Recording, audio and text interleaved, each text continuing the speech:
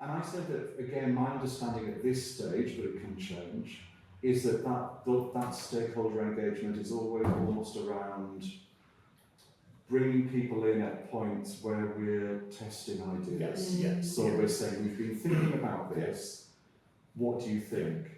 And for me, the logic of that would be that it's a group who are a target group for you. Because if you're saying, so what do you think, does this work for you? And it has to be very focused because the timing is tight. Yeah, we understand that is done well, it takes a lot of time. It's about using our experience and our knowledge to know that actually having that input to know, right, this group might be able to help us, but let's all help one another let's get the best out of this, it'd be more. If you're doing that kind of engagement at that level, actually the need in the project should come from the community that you're working with, not the museum's project to bring people in.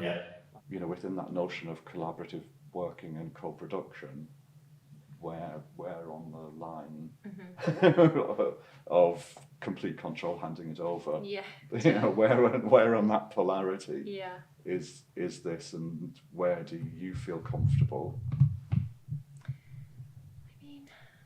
I mean, maybe first think about who you know, or where are you going to look for partners. I suppose it's really important though that we're kind of ensuring from the off it's something that people would want to be involved with and they can understand why, and so we're making it clear why and how, what we want to get at, and all the basic things of being really open about what fees there are for you know, involvement on focus groups and things like that. Just providing all the information that someone needs to kind of make their own informed decision about how much or how little they'd want to be involved. And one option might be that you participate in an event or you lead an event. One might be that we just borrow from you, but another could be a focus group. And you know, then it's, can you go along to them having a bit of an idea about what the structure might be so they know what they're committing to. And you're right, it's about not overthinking it, but just having enough of a framework that people can understand where they might fit in and how much they're going to give, or how little they might give, but still be credited and connected somehow. Because we have to borrow. That's the other thing, is there's a huge piece, the content. We have to borrow this material from that community. Advisory group, I'll call it, because again, when you know, my experience is if you use a word, you know, advisory group's just going to put some people off. Or advisory board's going to put some people off. So it's what you would call that. But so I think as well with co-production that we're on such a tight time frame here. And again, something I always feel is sometimes the co-production actually is better when the impetus comes from the community rather than the museum.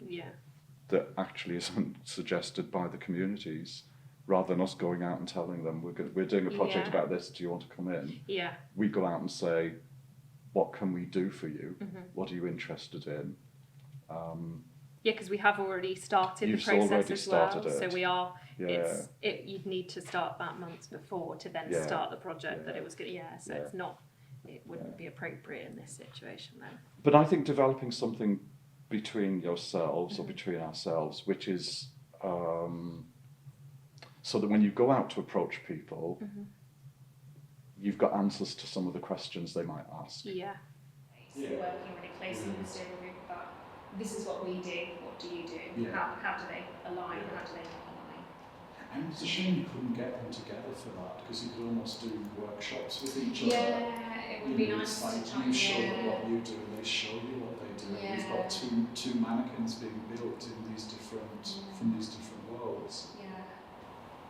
And how they look, do they end up looking the same or different?